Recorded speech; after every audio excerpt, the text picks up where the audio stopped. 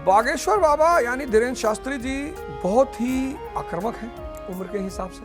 संत तो हैं ही हैं, संतों ने इस देश का भला भी किया है। बागेश्वर महाराज जातिवाद के खिलाफ लड़ रहे हैं। ये अंग्रेजों ने पैदा किया। जाति व्यवस्था पैदा हुई थी जजमानी व्यवस्था की वजह से, वो दूसरी चीज थी, वो अंग्रेजों के आने तक खत्म हो चुकी थी।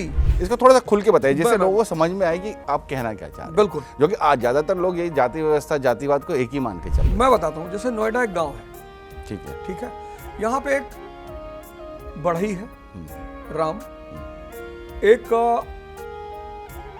जुल्हा श्याम, ठीक है, एक नाई राधे श्याम और एक लोहार ठीक है, घनश्याम।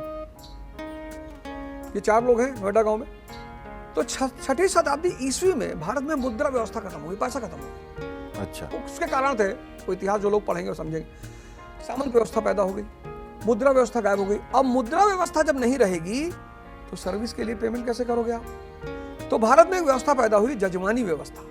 अच्छा, अब ये राम श्याम राधे श्याम घनश्याम ये अपनी सेवाएं गांव को देंगे और रिटर्न के बदले इनको गांव की उपज में हिस्सा मिलेगा। जो खेती हो रही है गांव में, इसको कहते हैं जजमानी। इसी जजमानी व्यवस्था ने जाति व्यवस्था को जन्म दिया। और जजमानी और जाति व्यवस्था ने सेल्फ सफिशिएंट विलेजेस, आत्मनिर्भर गांव, 1000 साल तक व्यवस्था चली। सब प्रेम से रहे। भाई जब एक दूसरे से काम पड़ेगा तो प्रेम से नहीं रहेंगे, ठीक है, सब प्रेम से रहे।